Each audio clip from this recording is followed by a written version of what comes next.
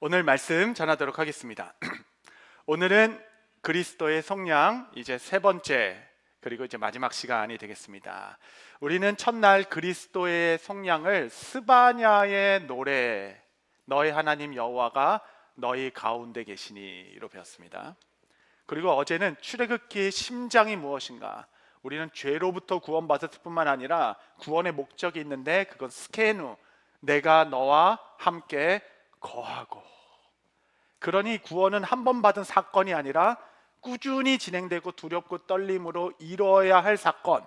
이렇게 성경은 구원을 입체적으로 말하고 있습니다. 그리고 오늘 사실은 창세기부터 말라기까지 거기에 나온 그리스도의 속량을 다 얘기할 수 있어요. 39번도 할 수 있습니다.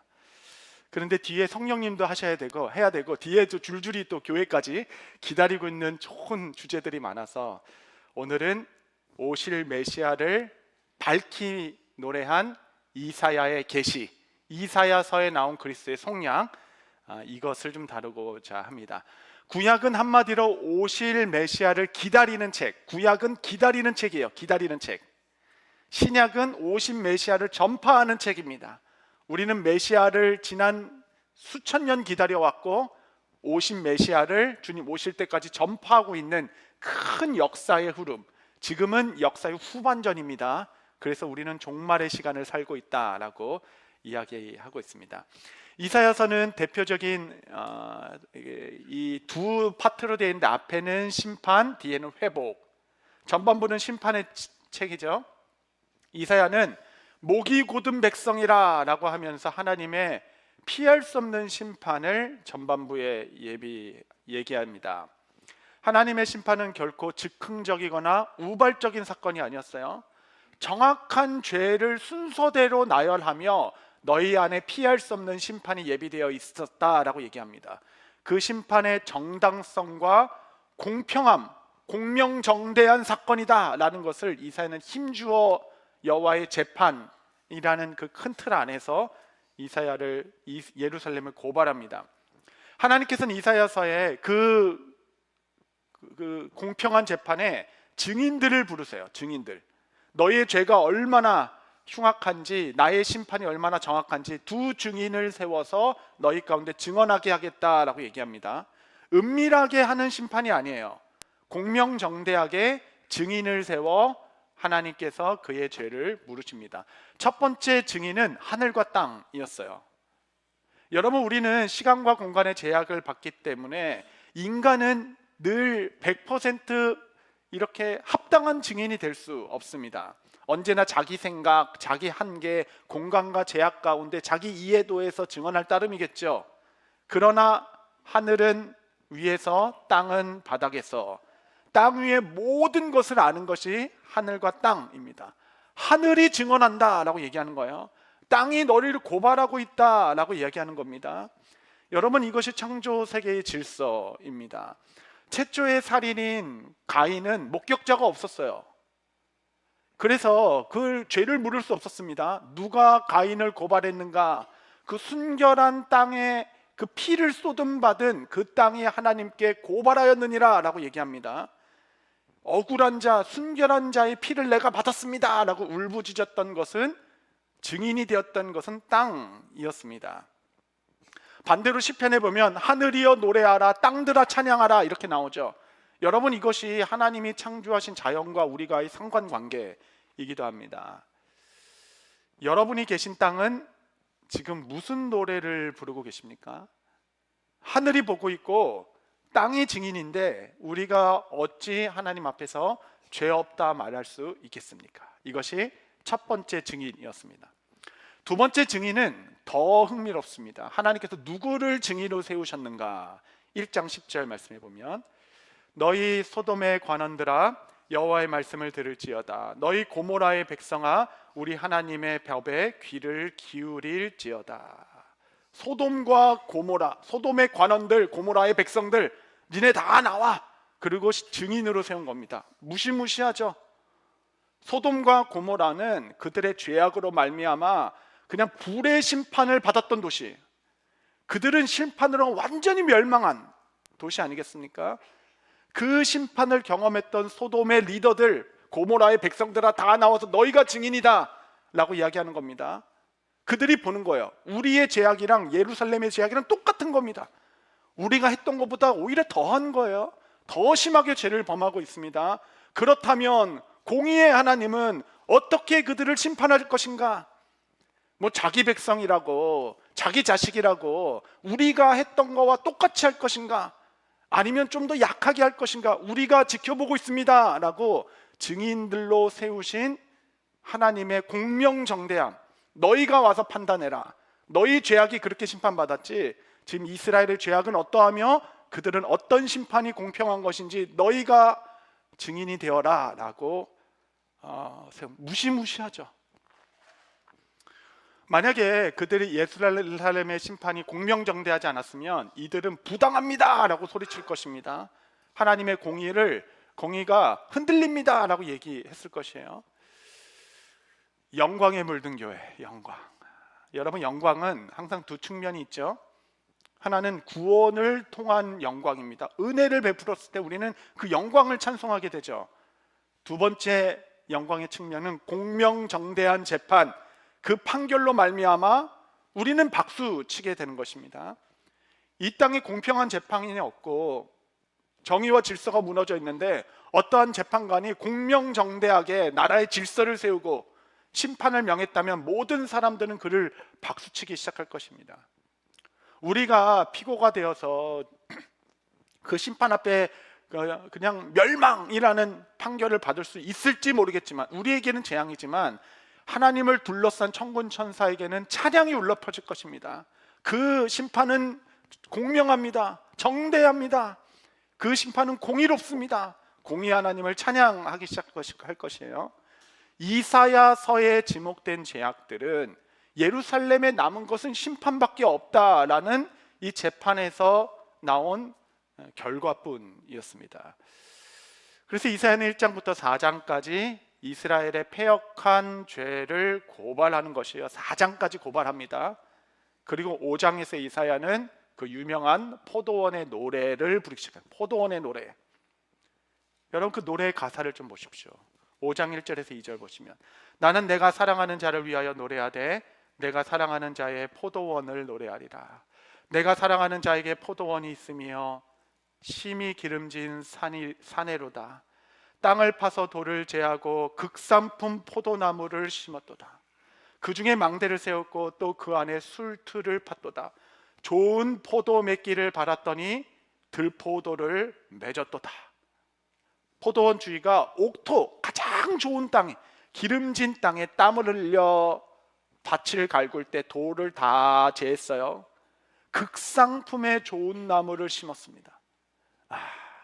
뿐만 아니라 망대를 세워서 울타리를 든든히 해서 그냥 사슴이 뛰어오거나 들짐승이 오지 못하도록 망대를 든든히 세워 포도원을 보호했을 뿐만 아니라 분명 좋은 상품의 나무를 심었기 때문에 좋은 열매가 맺을 것이다 해서 술틀을 짜놓고 아주 극상품의 포도주를 얻을 기쁨으로 그 큰 술틀을 만들어 담을 기쁨을 예비하였죠. 포도주는 기쁨입니다. 그리고 그 수확을 맛봐야 할 때에 그 수확을 따보니 세상에 그 좋은 나무에서 맺은 것이 들포도이다. 들포도는 한마디로 얘기하면 관리하지 않는 그냥 길가에 막 맺히는 열매들, 그런 것입니다. 너무 신맛이 세가지고 동물들도 못 먹어, 짐승도 안 먹고 버려두는 열매, 아무 가치 없는 열매가 들포도입니다. 극상품의 포도 열매를 기대했는데 너희는 들포도를 맺었도다. 이것이 포도원의 노래입니다. 이게 무슨 의미였냐? 5장 7절 한번 같이 읽겠습니다. 이사야서 5장 7절 시작. 무릇 만군의 여호와의 포도원은 이스라엘 족속이요 그가 기뻐하시는 나무는 유다 사람이라. 그들에게 정의를 바라셨더니 도리어 포악, 그들에게 공의를 바라셨더니 도리어 부르짖음이었도다. 극상품의 정의를 바랬는데 너희는 들포도 포악을 낳았고, 공의를 바랬는데 부르짖음이 있었다. 여러분, 이게 노래라서 은율이 있어요. 은율. 우리는 번역을 해가지고 이 노래의 그 그 깊이를 알 수 있는 방법이 없는데, 우리가 정의를 원했다. 정의는 히브리어로 미슈파트, 미슈파트를 원했는데 너는 포악을 낳았다. 포악은 미슈파입니다. 미슈파트를 원했는데 미슈파가 나왔구나. 공의는 째다카입니다. 째다카를 원했는데 부르짖음 째아카가 나왔구나. 미슈파트가 아니라 미슈파였고 째다카가 아니라 째아카였구나. 여러분, 모양은 다 똑같아요. 형식은 다 좋습니다. 무언가 굉장히 좋아 보여요. 그런데 미슈파트가 아니라 미슈파 포악이었고 째다카가 아니라 째아카의 그 울부짖는 눈물만 나왔다. 여러분, 이것이 예루살렘의 현주소였습니다. 예루살렘 그 이사야의 그 고백은 크게 네 단락으로 나눌 수 있는데 1장부터 12장이 큰 한 구조예요. 한 구조로 끝납니다. 그런데 1장부터 4장까지 죄악을 이야기하고 이 무시무시한 심판, 5장에는 또 이야기하고 그 뒤로부터 계속 실제 지금 아하스 왕들의 그 죄악들을 쭉 얘기하고, 그런데 마지막 이 첫 단락이 끝나는 12장에 당연히 애가가 나오고 울부짖는 그 심판의 무서움이 나와야 할진데, 갑자기 이 첫 번째 단락의 마지막 12장에는 구원을 노래하는 찬양으로 끝나게 돼요. 이것이 너무 놀라운 겁니다. 이사야서 12장 1절에 3절, 그날에 네가 말하기를 여호와여 주께서 전에는 내게 노하셨사오나 이제는 주의 진노가 돌아섰고 또 주께서 나를 안위하시오니 내가 주께 감사나이다 할 것이니라. 보라, 하나님은 나의 구원이시라.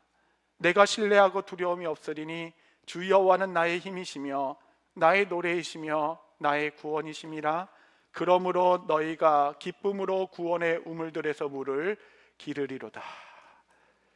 애가가 아니라 그 노래가 찬송으로 끝나는, 피할 길이 없잖아요. 하늘과 땅이 증인이고 소돔과 고모라가 팔짱 끼고 똑바로 하는지 보겠습니다 하고 있는 들포도만 나는 우리 인생일진데, 어찌 우리의 노래의 마지막이 애가가 아니라 구원의 찬송이 될 수 있었는가? 12장에 이르러 그렇게 할 수 있는 유일한 이유는 이사야서 11장에 기가 막힌 계시가 있었어요. 기가 막힌 계시.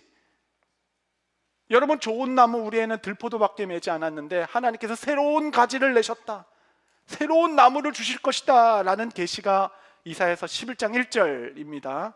이것은 놀라운 말씀이에요. 우리 다 같이 한번 읽겠습니다. 시작. 이새의 줄기에서 한 싹이 나며 큰 뿌리에서 한 가지가 나서 결실할 것이요. 이것은 메시아에 대한 분명한 예언. 여러분, 이 예언은 신비입니다. 신비. 이런 신비가 없어요. 이새는 다윗의 아버지죠. 다윗의 아버지 이새의 가문에서 한 줄기가 나올 것이다. 줄기. 여러분, 보통 한 나무의 줄기 그러면 후손, 자손들이구나. 이게 뭐 누구나 아는 메타포입니다. 한 줄기가 날 것이다. 다윗의 후손 중에 메시아가 올 것이구나. 뭐 여기까지는 좋은데 그 다음 표현이에요. 그 뿌리에서 한 가지가 난다라는 겁니다. 여러분, 동서양을 막론하고 뿌리라는 것은 언제나 우리 조상을 얘기하는 거예요. 우리의 조상을 뿌리라고 얘기하죠. 가지는 후손이라고 얘기하는 겁니다. 가지에서 한 가지가 나온 것뿐만 아니라 뿌리에서 새로운 일이 일어날 것이다 라는 겁니다. 뿌리는 선조를 이야기하는 거겠죠. 가지는 후손이고 뿌리는 조상을 얘기합니다. 오실 메시아가 누구인가? 그분은 다윗의 후손으로 오실 뿐만 아니라 다윗의 뿌리가 되시는 분, 다윗보다 훨씬 더 크신 분. 이것을 누가 이해할 수 있겠어요? 누가? 어떻게 한 사람이 다윗의 후손이자 다윗의 조상이 될 수 있는 것입니까?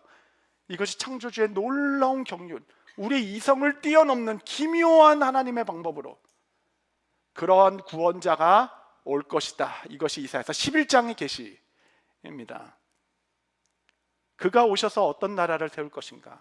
2절 3절에 보면 그 위에 여호와의 영 곧 지혜와 총명의 영이요 모략과 재능의 영이요 지식과 여호와를 경외하는 영이 강림하시리니 그가 여호와를 경외함으로 즐거움을 삼을 것이요 그의 눈에 보이는 대로 심판하지 아니하며 그의 귀에 들리는 대로 판단하지 아니하며, 그 메시아 다윗의 후손이자 다윗의 뿌리가 되는 그 왕이 올 때에 지혜와 총명의 영, 계획, 그 인도하심과 권능의 영으로 충만하게 하사 하나님의 영으로 충만하였다. 여러분, 이것이 다음 주 일주일 내내 다를 성령의 역사가 될 것입니다. 그는 하나님을 경외함으로 그 나라를 공의와 판단으로 다스릴 것이다. 그 나라, 그 하나님의 나라, 그 메시아가 다스리는 나라는 어떤 나라인가? 11장 6절에서 8절 한번 다 같이 우리 소망을 가지고 읽겠습니다. 시작.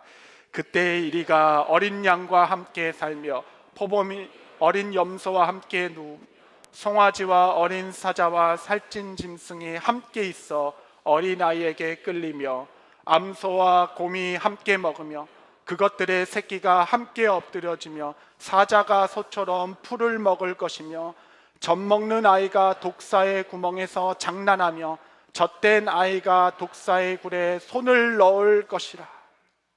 여러분, 그 하나님의 나라, 그 메시아가 오면 이 나라가 올 것이다. 더 이상 이 땅에 전쟁과 미움, 살인과 분노, 상처와 적대심, 욕심과 아픔의 눈물을 마침내 멈추고 사자와 어린 양이 함께 뒹굴고 독사의 굴에서 이 세함을 받지 아니하며 이스라엘과 팔레스타인 안의 그 끔찍한 전쟁과 복수, 러시아와의 우크라이나 간의 도대체 몇 년째 된 전쟁입니까? 남한과 북한의 끊이지 않는 적대감, 무차별 총기 난사와 증오 범죄들, 수없은 질병으로 눈물로 밤을 지새울 수밖에 없는 우리의 아픔과 슬픔의 그 모든 애통함만 가득한 이 죄로 가득한 세상에 사는 우리에서 참 기쁨과 참 사랑의 나라, 화해와 평강의 왕으로 오실 그 메시아가 올 것이다 라는 놀라운 계시. 그 나라가 임하면 우리 11장 9절 한 번만 더 읽겠습니다. 다 같이 시작. 내 거룩한 산 모든 곳에서 해됨도 없고 상함도 없을 것이니 이는 물이 바다를 덮음같이 여호와를 아는 지식이 세상에 충만할 것입니다. 물이 바다 덮음같이 그를 아는 지식들이 온 땅에 충만하게 되는 그 날이 올 것이다. 암흑과 절망뿐이었는데 그분이 오시면, 그 왕이 오시면 정말 놀라운 나라, 이 나라의 지식이 땅끝까지 물이 바다 덮음같이 전파될 것이다. 이 비전을 본 이사야는 12장의 애가의 슬픔의 노래가 아니라 구원의 찬가로 첫 번째 단락을 마무리하게 되는 것입니다. 그리고 후반부에 이어지는 이사야 4개의 종의 노래. 아무도 생각하지 못했어요. 그 왕이 이런 모습으로 올 줄은, 아주 다윗과 같이 용맹하고 솔로몬과 같이 높은 상아탑에 온 것이 아니라 너무나도 무기력하게 종의 모습으로, 저주받은 자만 달린다는 나무에 달린 모습으로 이 땅에 오셨다라는 종의 노래를 예언하기 시작합니다. 이사야 50장 6절. 나를 때리는 자에게 내 등을 맡기며 나의 수염을 뽑는 자에게 내 뺨을 맡기며 모욕과 침뱉음을 당하여도 내 얼굴을 가리지 아니하였느니라. 아니, 세상에 이런 왕이 어디 있단 말입니까? 누가 때리는 자에게 등까지 맡기며 수염을 뽑아 영광을 다 뺏어가는 자에게 내 뺨까지 맡기고 모욕과 침뱉음을 당해도 그것을 다 감당하는 그런 왕이 세상에 어디 있단 말입니까? 다윗의 후손이자 다윗의 머리로 오신 메시아가 나는 이렇게 이 땅에서 수치와 모욕을 감당할 때에도 내 얼굴을 가리지 않겠다. 이것이 종의 노래입니다. 이사야서 53장 2절 6절. 그는 주 앞에서 자라기를 연한 순 같고 마른 땅에서 나오는 뿌리 같아서, 순이자 뿌리, 고운 모양도 없고 품체도 없고 우리가 보기에 흠모할 만한 것이 아무것도 없다. 그는 멸시를 받아 사람에게 버림을 받았으며 간고를 많이 겪었으며 질고를 아는 자라. 마치 사람들이 그에게서 얼굴을 가린 것 같이 멸시를 당하였고 우리도 그를 귀히 여기지 아니하였도다. 그는 실로 우리의 질고를 지고 우리의 슬픔을 당하였거늘 우리는 생각하기를 그는 징벌을 받아 하나님께 맞으며 고난을 당한다 하였노라. 그가 찔림은 우리의 허물 때문이요 그의 상함은 우리의 죄악 때문이라. 그가 징계를 받음으로 우리는 평화를 누리고 그가 채찍을 맞음으로 우리는 나음을 받았도다. 우리는 다 양 같아서 그릇 행하여 각기 제 갈 길로 갔거늘 여호와께서 우리 모두의 죄악을 그에게 담당시키셨도다. 할렐루야. 십자가로 가신 만왕의 왕, 누가 상상이나 했겠습니까? 누가 이해할 수 있겠어요? 그 신비를, 이 복음의 깊이와 높이와 넓이와 길이를 누가 이해할 수 있겠습니까? 거룩한 공의, 지금 소돔과 고모라가 눈을 부릅뜨고 이것이 공평한지 보겠습니다. 그들의 입을 다물게 하는 그 공의와 그 순결한 은혜가 십자가에서 이루어져 나를 향한 하나님의 그 엄중한 진노의 심판을 그 순결한 아들에게 쏟으시고 그 순결한 아들의 지위를 우리까지 내어주신 것, 거저주셨다, 풍성히 주셨다. 여러분, 이것이 바로 속량입니다. 이 놀라운 비밀을 차가운 감옥바닥에서 깨달은 사도 바울은 찬송하리로다. 주 예수 그리스도 그의 피로 말미암아 우리를 죄에서 속량하셨도다. 이는 모든 사람으로 하여금 그의 영광의 찬송을 부르게 하려 하심이라. 이것이 그의 두 번째 노래 아니겠습니까? 십자가는 철학적 개념 아닙니다. 신학적 이론 아닙니다. 십자가는 2000년 전에 일어났던 과거의 역사가 아닙니다. 지금도 살아계신 우리의 능력이 되시고 하나님의 지혜가 되는 거예요. 내 절망이 바뀌어 찬송이 되게 하는 자리, 내 수치의 옷이 다 벗어지고 존귀로 옷 입게 되는 그 십자가. 그리스도의 교회는 이 십자가 위에만 세워지는 겁니다. 교회는 오직 이 십자가의 복음을 물이 받아 덮은 같이 그의 지식이 온 땅에 충만하도록 이 일을 위하여 부름받은 공동체, 핏값으로 산 사람들, 우리는 이 사명 하나 붙들고 모여서 주님을 높이고 흩어져 이 복음의 증인이 되어 살아가는 것입니다. 여러분, 삶의 무게가 너무 벅찰 때가 있죠. 그럴 때 여러분 십자가를 바라보십시오. 그리스도 안에 하나님의 모든 지혜, 모든 권능, 모든 능력을 그 아들 안에 쏟아 넣으시고 그 십자가를 통하여 우리를 회복시키고 부르시는 은혜가 그 안에 있는 것입니다. 히브리서에 보면 9장 16절 17절, 유언은 유언한 자가 죽어야 되나니, 유언은 그 사람이 죽은 후에야 유효한즉 유언한 자가 살아있는 동안에는 효력이 없느니라. 유언은 아무리 써봐야 살아있는 동안은 아무 효력이 없겠죠. 죽은 즉시부터 효력이 있는 것이 유언인데, 여기서 나온 유언이 헬라어로 디아다케라는 것은 성경에 엄청 많이 나옵니다. 아마 제일 많이 나오는 단어일 거예요. 모든 곳에서, 이곳만 빼고 이곳만 유언으로 해석됐습니다. 다른 모든 곳에서 이 디아다케는 언약으로 번역됐어요. 언약한 자가 죽어야 하나니 죽은 후에야 이 언약이 유효할 것이다 라고 말씀하시며, 여러분, 언약이 뭡니까? 구약은 구약속, 신약은 신약속이죠. 성경에 나온 모든 구원의 축복, 회복, 충만, 보호, 모든 번역, 모든 축복이 그리스도가 죽음과 동시에 효력 있는 능력이 되어서 그리스도의 죽음으로 보장된 이 모든 약속을 우리 가운데 신실하게 이루겠다 하신 하나님의 능력. 성도 여러분, 삶이 너무 버거워서 혹시 오늘 그냥 마음이 무너져서 울고 계신 분 계신지 모르겠어요. 눈물로. 요한계시록은 이렇게 얘기합니다. 5장 5절 보시면, 장로 중에 한 사람이 내게 말하되 울지 말라. 유다 지파의 사자 다윗의 뿌리가 이겼으니 그 두루마리와 그 7인을 떼시리라 하더라. 울지 말라. 다윗의 뿌리가 이기셨도다. 유다의 사자. 그래서 울던 이가 소망을 들고 눈을 들어 유다의 사자 대신 이기신 그리스도를 눈을 들어 바라봤습니다. 그러나 그가 본 예수 그리스도의 모습은 전혀 상상하지 못한, 그가 생각보다 훨씬 더 아름다운 모습이셨어요. 요한계시록 5장 6절, 내가 또 보니 보좌와 내 생물과 장로들 사이에 한 어린 양이 서 있는데 일찍이 죽임을 당한 것 같더라. 그에게는 7뿔과 7눈이 있으니 이 눈을 온 땅에 보내심을 받은 하나님의 7 영이더라. 예수님께서 유다의 사자 모습으로 계신 것이 아니라 어린 양의 모습으로, 그것도 일찍이 죽임당한 모습의 어린 양으로. 사자와 어린 양은 공존할 수가 없죠. 여러분, 이것이 이사야가 말한 하나님 나라 아닙니까? 그리스도 자체가 하나님 나라가 되셨어요. 그는 유다의 사자뿐만 아니라 하나님의 어린 양, 일찍이 죽임당한 그 어린 양의 따스한 손길과 그 공의로운 다스림, 울고 있는 모든 자들아 너는 눈을 들어 유다의 사자 어린 양 대신 그리스도를 바라보라. 그가 우리의 노래가 되시고 그가 우리의 승리가 되십니다.